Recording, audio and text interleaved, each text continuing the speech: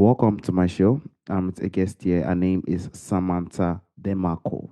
Mrs. Samantha, how are you doing, ma? I'm doing great today. How are you? I'm fine. Thank you very much, Mrs. Samantha. Firstly, you are a life coach. Can you please, Mrs. Samantha, Correct. discuss more about yourself and how you are doing currently now, Mrs. Samantha? Yeah, so right now I'm in the process of building my coaching program. I'm really passionate about helping people go from struggling with a fixed-based mindset where they feel really stuck and unable to move forward to a growth-based mindset that helps people to see that there's always potential and there's always some place that they can go. And I'm passionate about this because it worked for me. And I spent most of my life anxious, miserable, stressed, worrying. And so the fact that I can live my life now where I feel confident, happy, sure of myself, and my anxious thoughts have quieted down, it makes me believe that anybody can get there if they have the right tools. That is absolutely true. Since you've gotten there, you face all the struggles and you actually overcome. It is now in a position to be as a coach as you've done to build something that will make people to be inspired and also those that are facing the same struggles or the same setback because it is really tough in our time currently. So those that are facing such type of patterns, you can be able to guide them and tell them you can do it this way and it will definitely help you in the long way. And as for book, because as the experience you've had through the struggles and other things you want forward, do you think you're planning on a book or writing a book in the coming future, Mrs. Samantha? It's actually interesting that you say that because I am in the process of editing my first draft of my book that I wrote. I finished my rough draft last week. And so, right before I jumped on this call, actually, I was going through and editing some of the chapters. So, my goal is by no later than the end of 2026 to have it out. So, I want to make sure that I really give it the time and attention that it needs to make everything, flow and make sure that I'm sharing my story in a way that hopefully inspires other people to know that they can get through those things too.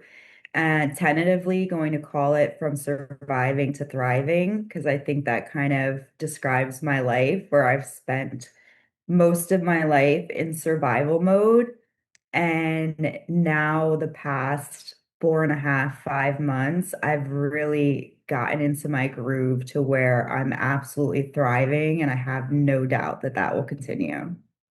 And I totally agree. It's not easy to write a book, to make it to be in the best shape, to make it to bring out the great message that you're trying to pass across to the people who are willing to read it. It takes a lot of time and a lot of refreshing, I think, reviewing before trying to, bring it out to people to read. So I totally understand that. We definitely hope Yes, it that takes a lot of definitely time for come. sure. Yes. But, for anybody that does want to do something where they want to try writing or take on a really, really big task, what I did was I broke it down into something smaller and I set myself just a daily goal to write one paragraph a day. And as long as I wrote at least one paragraph a day, I met my goal. But I also found that as soon as I started typing, I would end up getting more than that done. But knowing that, okay, I just have to do one and I've reached my goal. Anything more is above that. And you can really do that with any goal that you're trying to reach. Just break it down into little bit of smaller pieces for your daily goals. And it will help us to not get to the point whereby we are burned out, and it will help us to relax well because when writing something, the brain has to be very, very free. So when someone has the sense of relaxation and projecting, as you said, with what you've done, one chapter per day, then one can definitely relax the brain. Then the next day come back again. When the brain is fresh, more ideas, new things comes out, and it could make the book be Exactly. in a very, very good shape. So I totally understand that. I also like to dive to people or listeners who could listen to this episode that are weighed down by their struggles. How do you think they can begin to see resilience not as being unbreakable, but as ability to bend and rise again, Mrs. Samantha? Yeah, so there's something that I've learned throughout my life, and more recently, the past few years since I lost my mom, which was like one of the most difficult things that I've ever been through.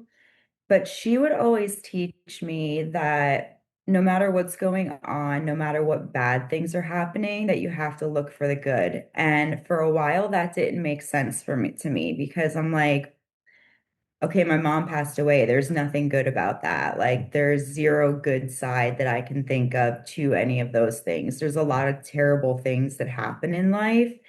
And looking for the good doesn't necessarily mean that we have to be positive about that situation. Looking for good means what are the things that are in your life that light you up? So, what are the things that you know for sure make you happy? What are the things that you know you enjoy doing? Who are the people that you like to be around? What is the music that you like to listen to? What do you like to do for fun? When you can add those things into your life as much as possible and make a conscious decision to say, no matter what's going on, I still know there's good things going on in my life. When those bad things happen, you don't feel as weighed down by them. You don't feel as hopeless by them because sometimes when we get into a really difficult season of our lives, we start to feel hopeless and we feel like that pain is never going to end. And then, yeah, resilience, it almost feels like I'm just constantly being crushed and trying to squeeze my way out of there. But for me, when I started to actively think about, well, what brings me joy in my life? What types of things do I know lift my spirit? Then it made it so much easier for me to start bouncing back. And resilience wasn't just me climbing out from, the crushing weight of the stress of everything I was dealing with, but it became a way of bouncing back for me with joy in my life. That shows that we have to try our best to look at the part of joy. What makes us happy? What keeps us motivated? Because when the hard time comes, because the hard time is really tough, as you said earlier, one can even believe that I don't think I'm going to get out of the situation. It is just too much on me. And those are the time we are going to embrace the sense of the joy, what we find for fun, what we see that will do that gives us joy, that gives us motivation and to continue to strengthen us to become more better and more reliable in the life we find ourselves. And also, and the generation we are today, I usually hear that they'll say we are in the Gen Z generation. So in the generation we are today, many people are isolated. Isolation is something that is more common now in our time currently. So for those who feel isolated with their struggles, what would you suggest as the ways to build supportive connection that nurture the resilience, Mr. Samantha? Yeah, I would say it's important to find your people.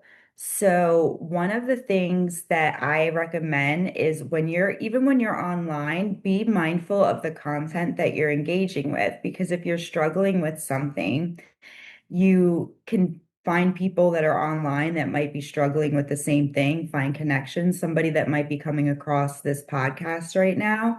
They might connect to somebody. I am one that's always open for new people reaching out to me that feel that they've connected with my story and they want to talk further. I think that our people are out there, but we have to also be open to finding those people because sometimes isolation becomes comfortable, where it's what we know, even though it's making us feel a little bit miserable. That misery that we know feels a little bit safer than potentially being rejected by somebody new or not being able to, connect. So I would say find your people, find the people that support you. I'm sure there are some friends in everybody's life that understand that mental health is an ongoing struggle and who will be there for you and be patient with you. Invest in those relationships. If you connect to something that somebody says online, leave a comment. Let them know that you connected with that. Share a little bit of your story because I found so many different connections just online from interacting with different people's posts who have shared their stories, connected in DMs. We live in a world where we can be very isolated, But if we choose to, we can use the internet and we can use social media in a way that makes us feel a little bit more connected. And then the other thing is that it's okay to avoid people that are not your people. Not everybody is going to understand your struggles. Not everybody has the capacity to be patient or to be empathetic. I've been in relationships like that, I'm struggling with my anxiety, and the person that I'm with is making it more difficult on me by pointing out the obvious that I'm struggling with my anxiety rather than being a support system. So it's important to know who your people are and to make a conscious effort to invest into those relationships, even if it's just, a parasocial relationship online where you're commenting on each other's posts, but there's a connection there. But it's also important to know who are not your people. And that might be family members, and that's okay. And it doesn't mean that you have to avoid them all the time, but you have to understand that they're not the people to go to for support when you're struggling. And that is totally acceptable and true, to be honest. It goes back to us being trying our best to know how to reach out to people. Our people are always out there. We do know that the world is being isolated, but the tool we have, and that is why I usually say it, we should try our best to use the tools we have in the right way. If we try our best to use it well, I think it will work well for every single one of us. And reaching out to people and seeing things, because as you said, some people might not understand our struggles. We can avoid that, but they would definitely. There are more And than it might not millions. even be your struggles too. Yeah. Like you might be interested in something. Like maybe you have a special interest and you want to be able to share that with other people. Like for me, as silly as it seems, I love the Backstreet Boys. So anytime I can connect with my friends and I can talk about the Backstreet Boys, plan for a concert, you know, think about outfits, it's a shared interest that my friends and I are able to connect over. And then because we have that shared interest and we spend time together and we talk, we develop a deeper connection where we're able to support each other, through those difficult times. So even if it's something that it doesn't have to be you connected with somebody online over your mental health. It could be like, hey, they went to a Comic-Con and you thought that was really cool and that's something that you would want to do. But that's a way to look for the good as well while you're also looking to connect with your people is find the things that you enjoy doing. And I promise you, there are other people out there that enjoy those same things. Like there are other weirdos out there like me that are 41 years old and love the Backstreet Boys. Trust me. I totally agree. It can't be only you. It can never be only Right. you. There will be a lot of people on the internet, even on the social media, that will like the Black Sheep Boys, as you said earlier, and other things. So it's not only the struggles; it's also gaining or building some sense of ideas, gaining some sense of Mhm. communication that will really become more valuable or impactful. Because when we make connections, it's also a sense of healing. It's also a sense because we're in a position whereby we tell people you tell people things, we gain idea, and those things also help our health in a very, very huge way. And also, I would like to dive to those who have setback in their mental health journey. Setback is something that I don't think there is no one on earth who wants to proceed to do a lot of things in life who won't face something called setback. So, what do you think it looks like to move from simply enduring challenges to thriving beyond them, Mrs. Samantha? So when you're just enduring a challenge, you're just taking everything that comes your way and you're just allowing all of that heaviness to rest on your shoulders without doing anything with it. So it just gets heavier and heavier and heavier. At some point in our mental health journey, we have to be willing to actually take a couple of steps forward. And the most important thing for me is to make sure you have the right help and the right support system, especially during setbacks.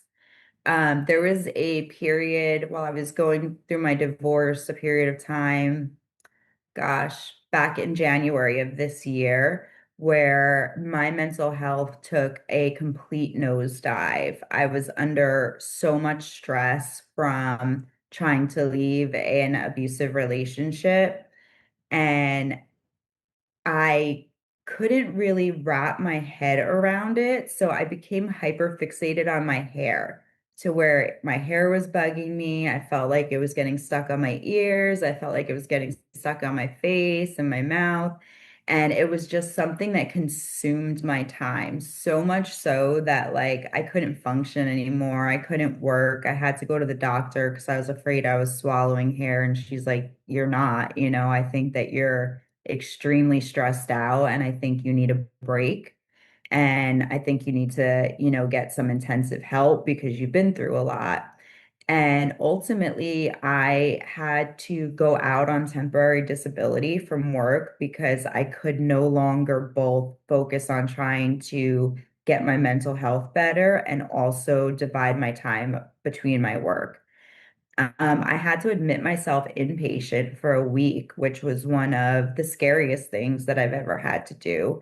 But it was necessary because I was struggling so much just to get through every single day. I was struggling to eat. I was struggling to sleep. Like I had lost so much weight that, I was skin and bones. So eventually I realized, okay, even though I'm not working right now, I still can't even get myself to therapy because I'm in such bad shape. I need to do something dramatic and I need to get myself inpatient so that I can get stabilized and on a better routine and get myself in there. So I was inpatient for a week and it was, I mean, at first I cried for like 2 days straight because I was so scared and they take everything from you so you don't have any of your comforts. And then little by little, I started to work the program and started to thrive there. And when I was discharged, I continued with an intensive outpatient therapy program and followed that through all the way until I actually moved to Florida and got away from my relationship. And the most important thing, I think, instead of just taking all the stress that was coming on me and letting it destroy me, because it was close to destroying me. I was so sick, but I decided to fight for myself. And I think that is really key is that we have to make a choice to say, I know I can get better and I'm going to fight for myself and do whatever it is that I need to do in order to get myself there, even if it's the really hard thing, because it was really hard to say, okay, I'm going to take off of work and take a pay cut. And I'm going to go and have my phone and everything else taken away from me and go inpatient in a really scary environment. But it was necessary for me in order to be one out of the house that I was in that was a very toxic environment and wasn't conducive for me to get better. It was just adding to that. So I had to remove myself from the environment and then get myself the help that I needed and be willing to fight for myself. And I think that makes the difference in whether something destroys you or whether you are able to fight through that is your willingness to fight for yourself. Because if you're willing to fight for yourself, you'll do just about anything and you'll keep going and you'll keep going until you get to the point where you're like, wow, I've come a really long way. And that is absolutely true. And the beauty is that it goes back to we the humans as a matter of choice. If we choose to overcome the challenges that we find right at the front of us, I think we'll get to a point whereby we overcome it and we'll come back stronger. And the beauty about challenges is that when we come out of those situations, I think we come back to a sense whereby we're more stronger. And if we face such type of pattern again, it won't look like that time when such situation happened to us before. So no matter how deep the thing is, no matter how cage or how bonded, I used to call it bondage. The thing is, we should have the strength to say, I choose to continue to push. I choose to continue to see what I can do to get out of this. Find every single ways I know I can do. If it's for me to reach out and talk to people, I will do that. And if we can continue to do that, I think the development starts to come in, which is so much beautiful and inspiring, to be honest with you. I would I also like agree. to I would also like to dive to one powerful truth because about so if you could share one powerful truth about from the experience you've had as a person who has overcome a lot of personal struggles. So if you could share one powerful truth about mental health and resilience you've discovered from the experience you've had that the listeners could carry into their daily lives, Mrs. Samantha. What do you think it will be, Mrs. Samantha? If I were going to share one powerful truth, Yeah. it would be that mental illness doesn't have to be a weakness. It can be something that you can turn into a strength. That the resilience that you've built because you have struggled with something, the understanding of other people that we have because we have also experienced those things. I don't look at my struggles with my mental health as weaknesses in me. And I think that sometimes we have a tendency to be going through a hard time and feeling bad. And then we add on top of that, making ourselves feel bad for feeling bad. So we're getting down on ourselves for the fact that we're feeling down. And it's like, why am I going to make myself feel worse about the fact that I'm feeling bad right now? If I can just accept that this is how I'm feeling right now and ask myself, okay, what can I do to help myself feel just a little bit better? Because fighting for yourself is going to look different every single day. Some days you're going to have a lot more energy and will in you. And those are the days that you make sure you're reaching out to people, talking to your support system, letting people know what you need. And on the days that you're struggling, sometimes it might just be, hey, I got out of bed and I took a shower today, and that's still a win. But you've got to look at those things as different wins. But your mental illness doesn't have to be something that is looked at as a weakness. You can take the things that, that you experience. For example, a lot of us with mental illness have a higher sense of empathy than the average person, especially people that have struggled with like anxiety and depression and have really gone through it.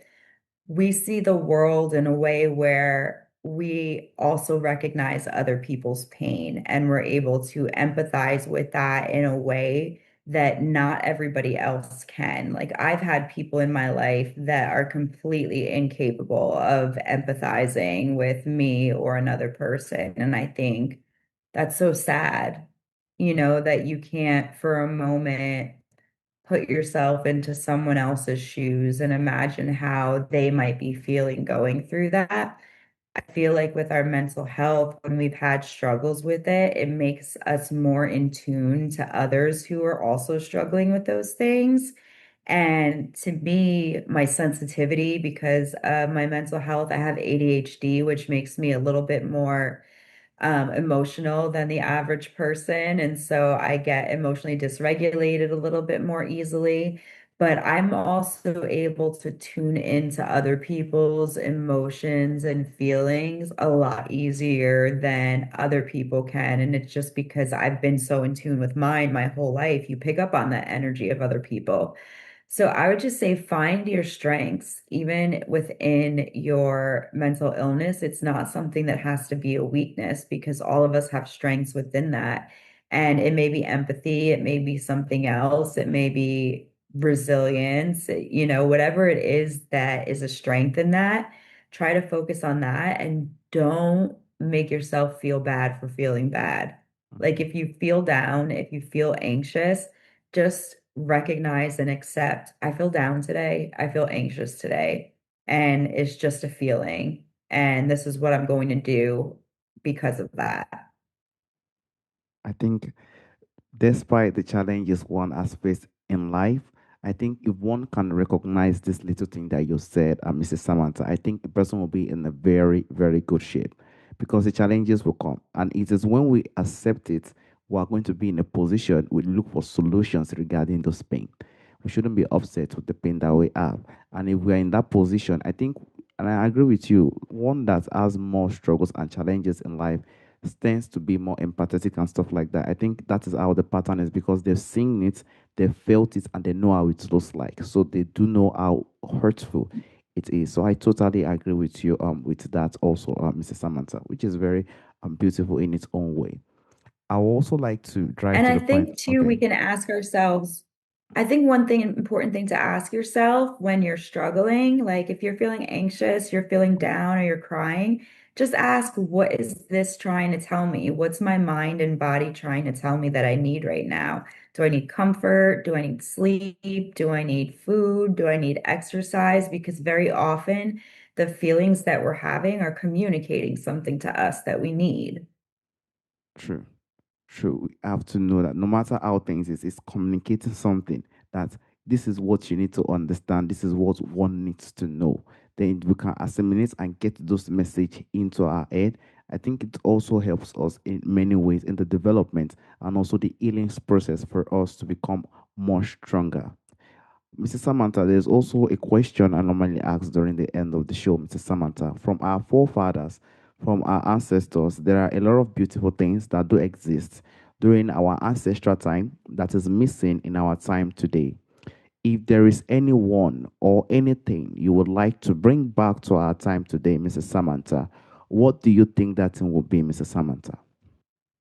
Oh man, I think that one of the things that we could bring back is the safety of being able to be outside as kids by ourselves. I remember, you know, when we were younger, when our parents were younger, we were outside a lot more often. Our parents didn't need to be hanging over us all the time. They didn't have to watch over. They didn't need to have a reason to be fearful of what could potentially happen to us. It was kind of that, okay, I'm gonna go bike riding, and when the street lights come on, that's when you come home. And I think that being able to just have that freedom where we can go out and we can be with other people, especially when we're younger, where we don't have to be under constant watch. I think that made a big difference for us, especially getting outside. Like nowadays, if the kids want to go outside, if they want to ride bikes, like their parents got to be right there with them. It's hard to just like get on your bike and go down to your friend's house and see if they're home and knock on their door, see if they want to go bike riding.